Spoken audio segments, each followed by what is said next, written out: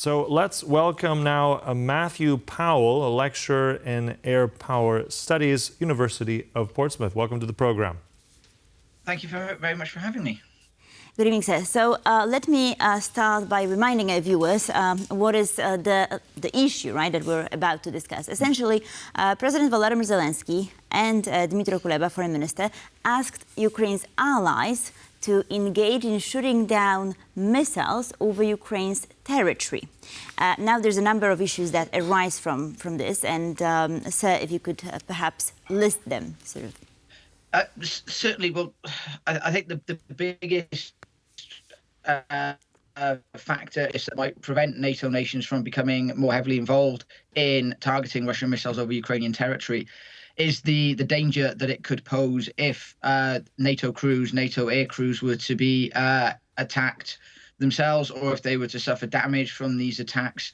But also the real risk of escalation, that this could be seen in Moscow as a real escalatory move by NATO to become more actively involved militarily, rather than just individual NATO nation states providing equipment, aid, training, etc., etc.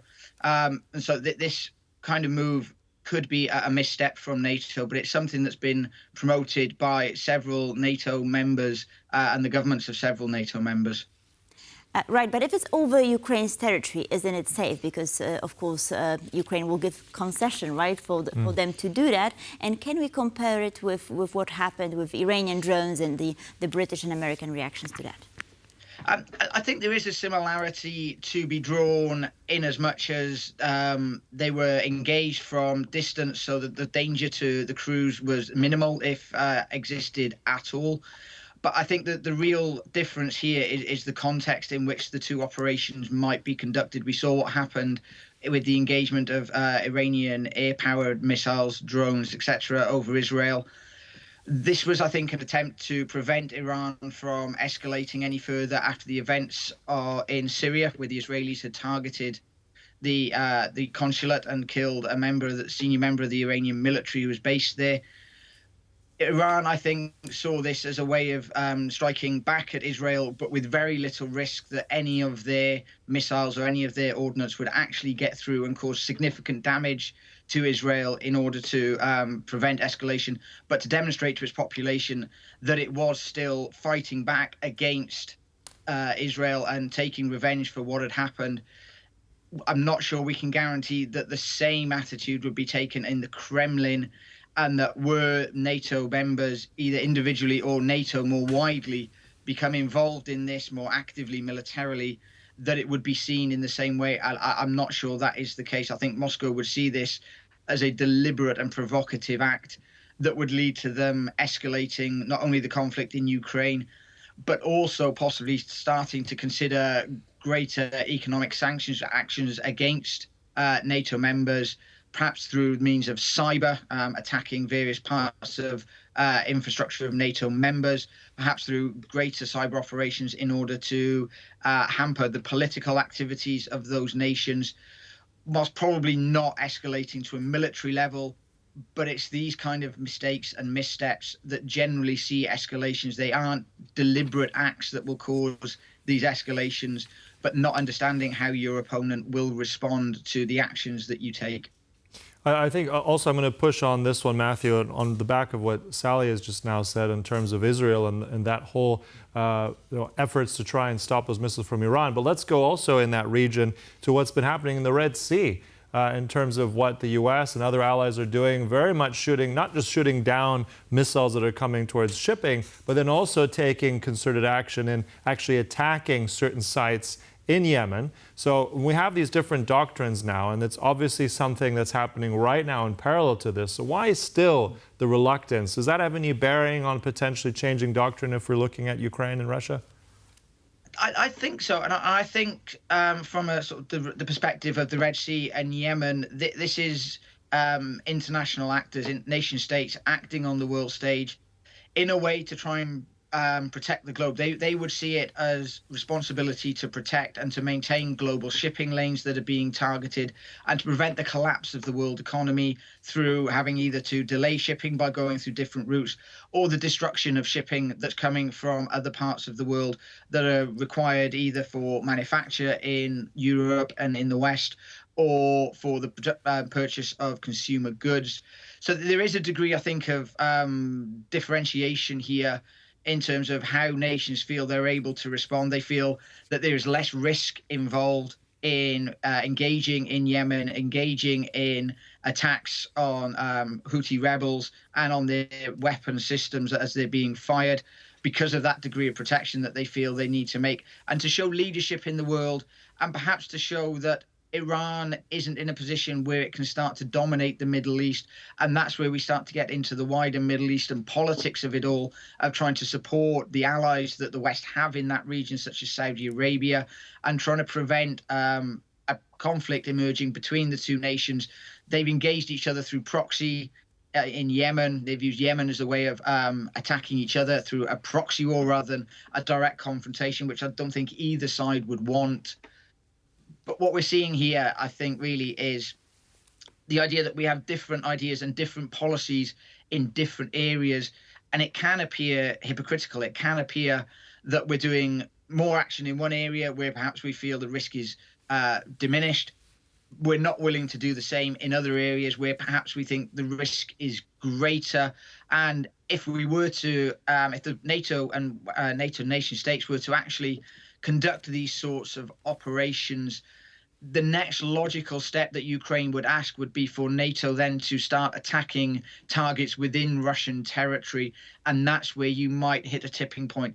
So I think here we're seeing sort of a realization that perhaps the West hasn't provided enough support to Ukraine over the last 6 to 9 months, particularly in terms of ground-based air defense systems and artillery ammunition, but that they're more reluctant to become more heavily involved by targeting Russian missiles that are aimed at Ukrainian territory because of the risk of mission overcreep. Right, but at the same time, Matthew, again, I'll cite history here, and I think controversial history. I mean, what NATO did back in Yugoslavia, it seems, I mean, obviously there have been many, many debates about this, and this has been sort of at the same time a stain, and also I think it showed that it did help in terms of bringing what was going on in Yugoslavia by the Serbs there to a speedier end than if it hadn't occurred, and those were those bombings by NATO fighter jets. We didn't have any ground troops at that point, but nevertheless, I mean, we have that moral argument to make, and some of these missiles that are going over Poland, they inevitably hit civilian targets most times. I mean, Mr. Putin, Vladimir Putin, President of Russia, has an arrest warrant out against him. There are war crimes that are being investigated in Ukraine. I mean, the moral case certainly is there to maybe not go all out and say, let's strike into Russia, but at least given Ukraine more of the support that would curtail some of these terrible tragedies that are going on. Can we make that moral argument in this case, at least on the territory of Ukraine? Absolutely. I think you can make the moral argument, and I think Kosovo is an excellent example of where the similarities exist, that NATO, when they intervened in the Kosovan crisis, didn't have UN backing. It wasn't sanctioned by international law, and it was designated under this responsibility to protect. And perhaps this was a reaction to what had happened in Rwanda in the early 1990s and trying to prevent a similar scale of genocide, because that was potentially what was going to be happening. So I think the moral argument is there to be made, and I think it's a strong argument that's starting to be made more and more in places like Finland and Lithuania, and certainly in Poland as well. But whether or not that moral argument is enough to convince the major political leaders of the West, in the US, in France, in Germany, in the UK, I think time will only tell. I think the likelihood here is that we will see an increased use of weapons by NATO, or at least what we will see is the increased supply of ground-based air defenses to allow Ukraine to conduct this defense on their own. And perhaps this isn't a case of Volodymyr Zelensky asking for this, thinking that he will get this kind of support, but just to highlight to NATO, to Western political leaders, that they are struggling to defend themselves in the air, that they need these air defense systems to be supplied to them, and to put the political pressure on them that way by saying, if you can't intervene directly for me, give me the weapon systems that my forces need in order to be able to do the job on your behalf.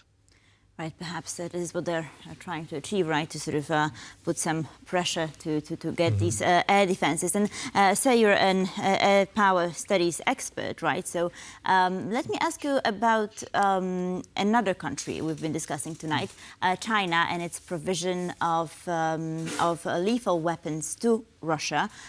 Do you think that there are some other kinds of weapons that Russia could have that are coming from China? Perhaps some, forms of missiles. What kind of threat or sort of equipment are we dealing with? If you could perhaps you know more than we do at this point.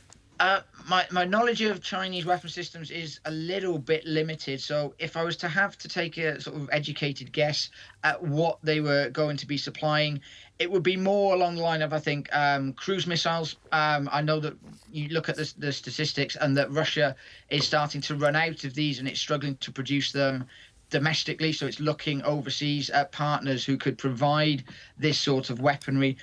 And I'd also imagine that it's looking at remotely piloted air systems known as drones, relatively cheap, inexpensive to produce.